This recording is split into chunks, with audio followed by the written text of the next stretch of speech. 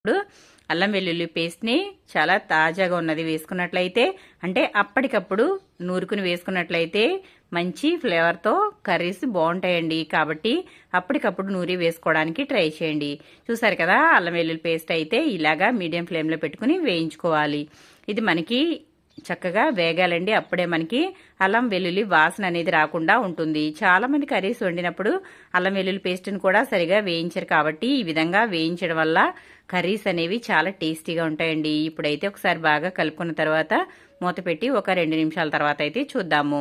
చూసారు కదా, మనకి అల్లం వెల్లుల్లి కూడా చక్కగా వేగిపోయి మంచి ఎర్రగా అయితే కనిపిస్తుంది కదా. మనకి అల్లం వెల్లుల్లి అయితే వేగిపోయింది. ఇప్పుడైతే మనం ఇందులో కడిగి శుభ్రం చేసి పెట్టుకున్న కైమా అయితే వేసేసుకుందాం.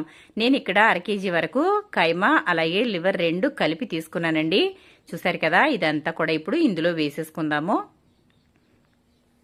ఈ విధంగా